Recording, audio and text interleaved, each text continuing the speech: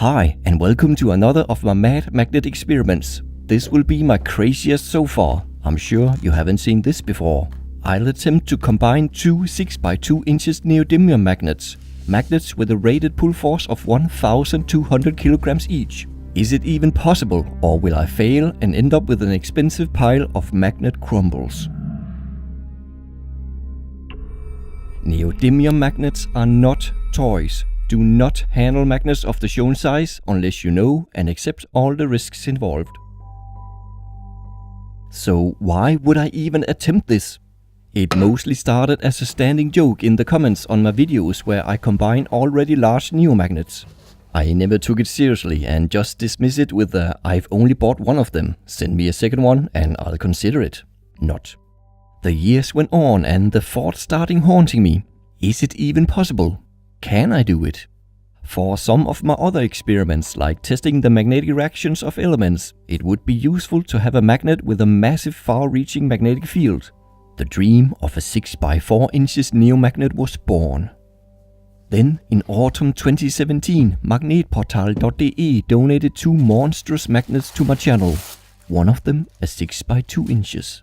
Since then, I've been planning how to combine the two magnets in a controlled way. Neodymium magnets are brittle like a ceramic dinner plate and with a ton of pull force. Literally, this project is more difficult and dangerous than you might think. It takes some preparation to avoid chipping or even shattering the magnets.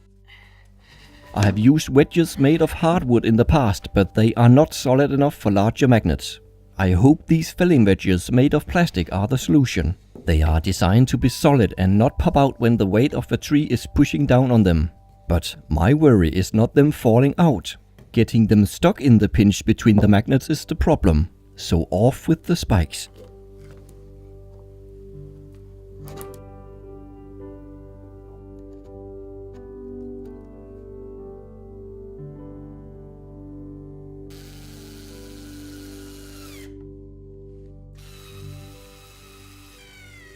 So far, it's been a one-man project to combine my magnets. Not this time. I know my limits and have called in a secret helper. He has absolutely no experiences in handling powerful magnets, but will more than double our forces in men versus magnets. After some practice, it is time for the real deal. The first magnet is placed with its south pole facing upwards.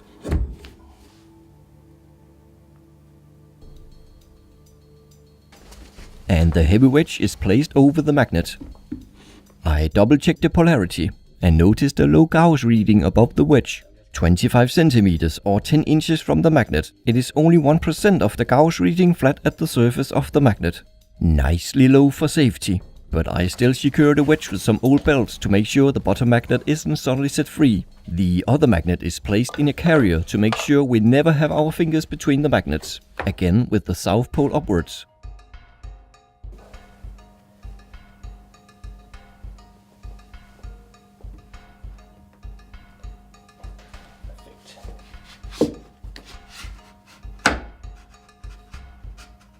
After an easy lift on, it is time for the slide. One man pulling the wedge and one man pulling the magnet in opposite direction and trying to keep everything centered over the bottom magnet. First sound is the bottom magnet lifting up from the ground. The magnets are now pinned on each side of the wedge. Pause. Ja. Ja, der er udmaninger. Nu er de også tæt på hinanden. Ja.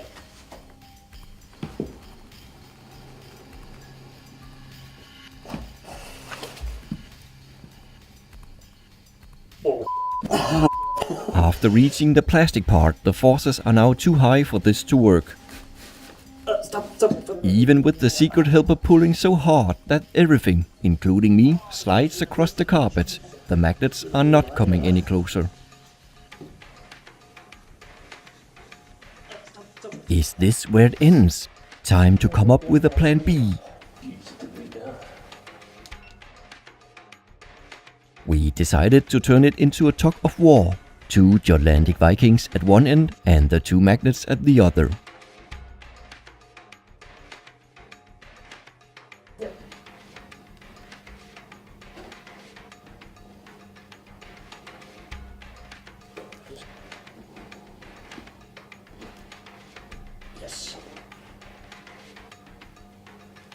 By a flaw in my design, it is possible for the wedge to go off center, so of course it happens.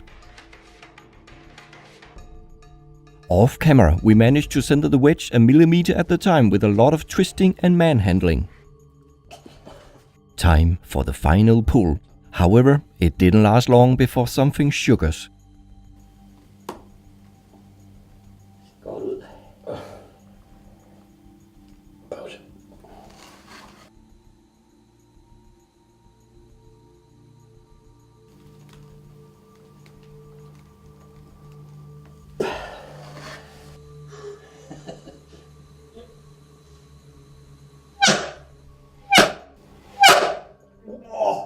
The noise was loud and unexpected. Still not sure what made this sound. Your guess is as good as mine. After checking nothing bad has happened, we carry on. Stille og roligt. Læg bare lige skæld på en gang. Ja. Skal ikke meget til.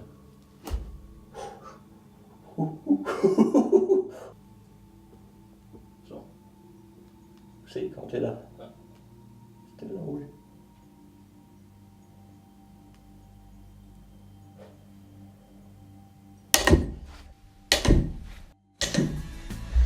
Yes! Yes! What a relief. The magnets are not stuck on the wedge and no humans or magnets were harmed. Only damage is a bite to one of the filling wedges.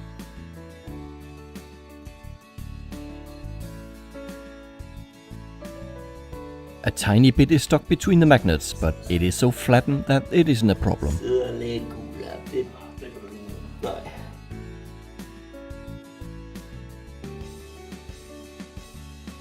The magnets aren't perfectly centered, but with an awkward technique, I managed to align them.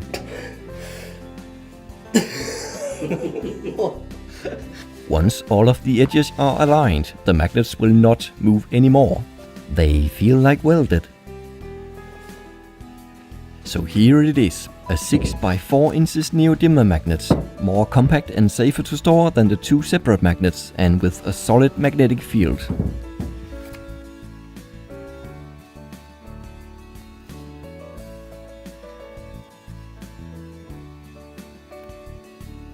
As you can tell, my table isn't all wood.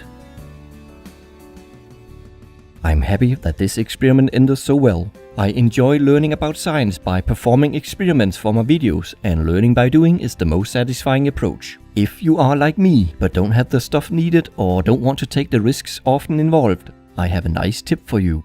Brilliant.org is a problem-solving website where you can learn to think like a scientist by performing your own thought experiments. Their active hands-on learning style will give you a deep understanding of the various terms and concepts involved. One of the principles of learning that I strongly agree with is effective learning allows for failure. In my videos, I not only perform experiments, I am also prepared for them to fail. There was no guarantee that I could have successfully combined these huge magnets. They could have shattered in the end, but then we would learn more about their limitations. If you believe in active learning and embracing failure, I highly recommend you go to brilliant.org/brainiac75 and sign up for free. The first 275 using the link will even get 20% off the annual premium subscription. Then you can go crazy with the experiments without any warnings from me. And speaking of experiments, in my next video I'll test this new magnet. How well does it perform in the tests I used in my previous video? Experiments like bending a saw from a distance, max pull force on a paperclip, and inversing a compass. Can you guess from how far away it will invert a compass? Let me know in the comments, and in the next video I'll give a shout out to the one with the closest guess. Thank you for watching. Thanks to Magnetportal for the magnet and Brilliant.org for sponsoring the video. And a special thanks to my helper. What a collaboration this has been. Remember to subscribe and click the notification bell, or you may miss the next video. Bye for now.